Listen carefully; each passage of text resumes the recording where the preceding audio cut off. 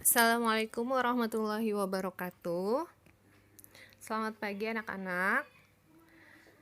Pelajaran bahasa Indonesia hari ini masih berkaitan dengan materi berita. Silahkan sebelum dimulai kalian siapkan buku paket, buku tulis, dan alat tulisnya. Materi berita hari ini akan membahas mengenai simpulan berita, tanggapan berita, dan tentang penyajian isi berita. Sebelumnya kita sudah mempelajari tentang pengertian berita dan unsur-unsur berita, yaitu 5W 1H. Hari ini materinya mengenai simpulan, tanggapan, dan penyampaian isi teks berita. Kita akan bahas satu persatu dimulai dari simpulan isi teks berita.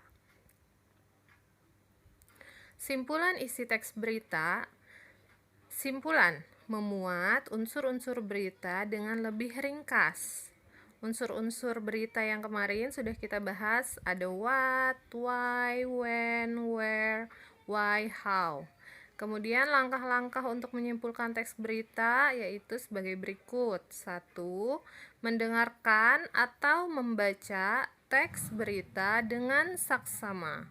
Yang kedua, mencatat unsur-unsur berita 5W1H atau adik Simba. Kemudian terakhir baru dibuat simpulan berdasarkan unsur berita tersebut. Kemudian tanggapan isi teks berita. Tanggapan isi teks berita dapat berupa kritik, saran, sanggahan, dukungan, atau komentar. Kritik berarti kita membuat kalimat kritik tentang berita itu sudah termasuk tanggapan. Saran pun juga sama.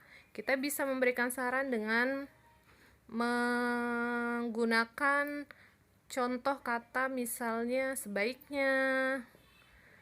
Kemudian sanggahan juga bisa, dan kalimat dukungan atau kita mengomentari berita tersebut. Aspek yang dapat ditanggapi: 1. Isi atau unsur berita. 2. Bahasanya atau kalimatnya. Ketiga, yaitu penyampaian isi teks berita. Cara penyampaiannya sebagai berikut. Yang pertama, memahami unsur-unsur berita. Kita harus paham dulu 5W1H atau adik Simba. Kita harus mencari dulu unsur-unsur tersebut. Kemudian setelah kita cari unsur-unsurnya, yang kedua, menceritakannya berdasarkan kata-kata hasil kreativitas sendiri. Setelah kita cari adik Simba dari berita itu, kita buat dengan kata-kata sendiri.